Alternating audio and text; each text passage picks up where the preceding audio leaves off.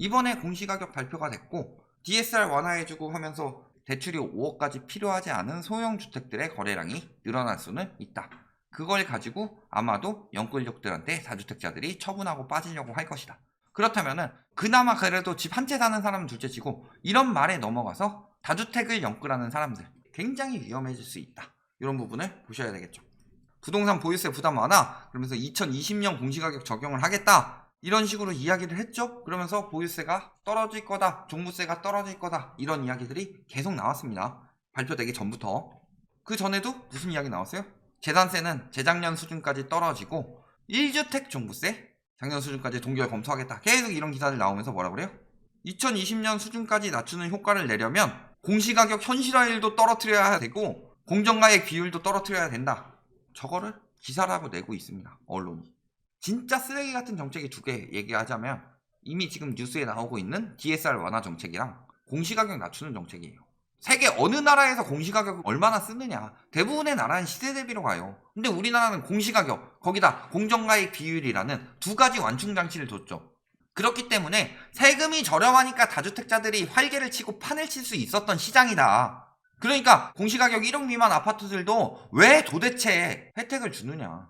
똑같은 다주택 투기꾼들이고 시세 차익 노리는 사람들이다. 그렇다면은 다주택을 가지고 있는 만큼 세금을 더 내야 되는 거 아니냐. 공시가격 1억 미만 같은 경우는 종부세 부담이 채수에 따라서 많이 늘어나긴 하지만 그 자체적으로 6억짜리 산 것보다 1억짜리 산 게 더 종부세 부담이 커요? 비슷하게 가요? 아니에요. 종부세는 총 금액에서 다주택이냐 1주택이냐 이런 비중으로 책정이 되기 때문에 공시가격 현실화율도 함께 조정할 것처럼 자꾸 이야기를 했죠. 그런데 발표됐을 때 이게 웬걸. 세종을 제외하고 모든 지역에서 공시가격이 상승을 했죠. 인천 같은 경우, 광주 이런 데는 전년보다 더 높게 상승을 했고 활개도는 지금도 막 아직 오르고 있다고 하죠. 이런 데는 공시가격 오히려 더 높아졌다. 집값 꺾인 데는 물론 상승률이 조금 떨어지긴 했어도 전반적으로 작년 수준까지는 안 가도 조금 비슷할 정도로 높게 변동시켰다. 왜냐면 현실화를 맞춰야 되기 때문에. 그래서 공시가격 17.22% 올렸음에도 현실화율은 1.3%포인트 올랐다라는 것 자체는 아직도 갈 길이 멀단 소리예요. 그리고 엄청나게 완화해 줄 것처럼 이야기를 했지만 공시가격은 절대 완화해 주지 않았다. 정부에서 추진하는 대로 진행하고 있었다라는 거죠. 그렇다면 저런 말들이 왜 나왔냐. 1주택 공시가격 완화 때문이죠.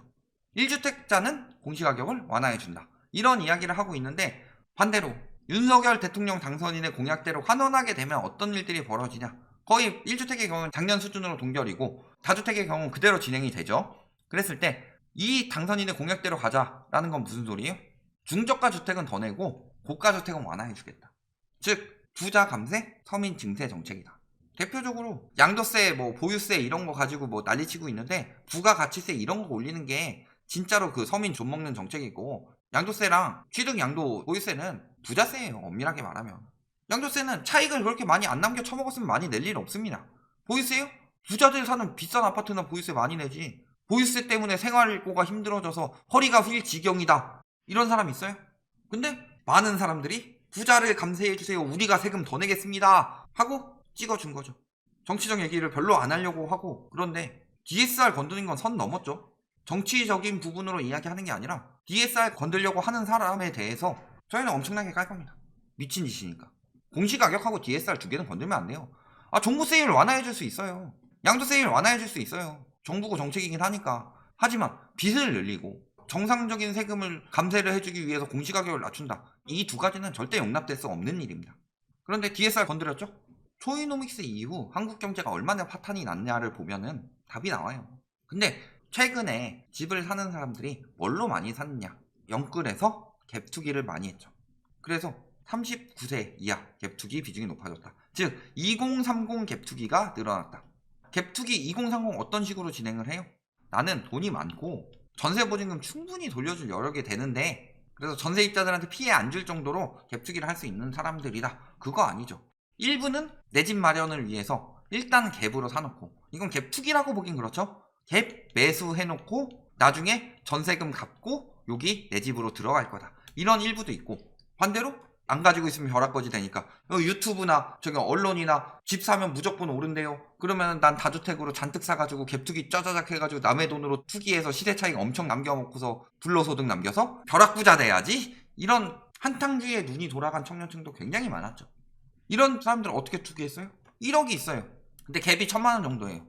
그러면은 이 사람은 전세가 9천이고 갭이 1000이에요. 그러면은 이 사람들은 어떻게 했을까요? 1억짜리 집을 하나 사놓고서 전세 9천 주고서 이 사람이 나가면 위험할 수 있으니까 9천만 원을 가지고 있어야지. 안 그러죠. 갭 1000짜리 10채 샀죠. 그러면은 이들은 전세입자가 나간다고 한다, 혹은 전세 가격이 떨어진다, 돌려줄 돈이 없죠?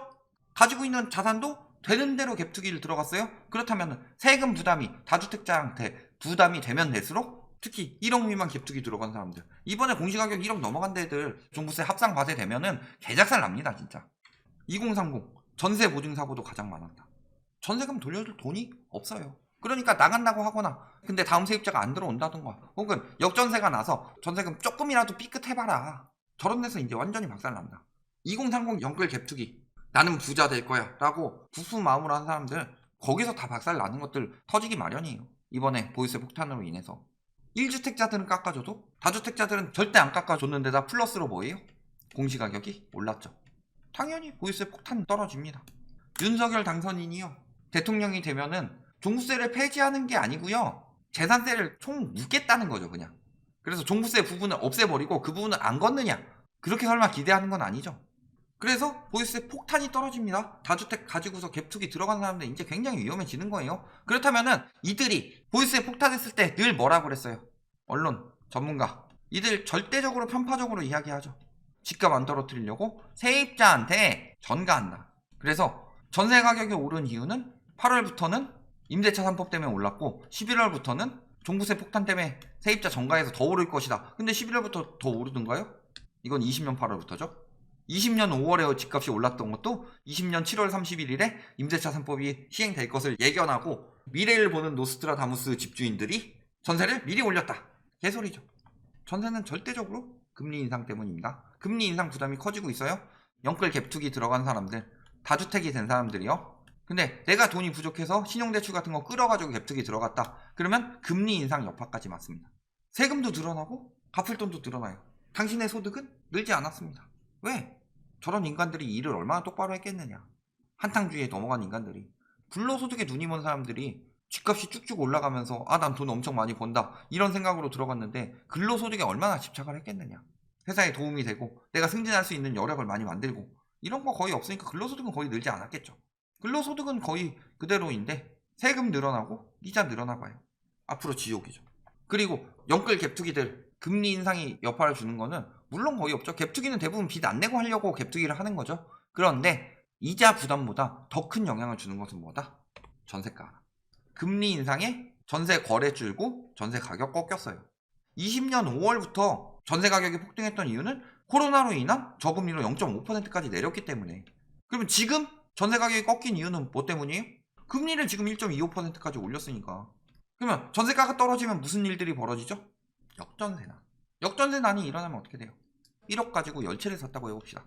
내 돈 1000만 원에 전세 9천만 원이 들어가 있는데 이거 살 때 필요한 돈 1000만 원이었어요? 근데 전세가 8천만 원으로 떨어진다고 해봅시다.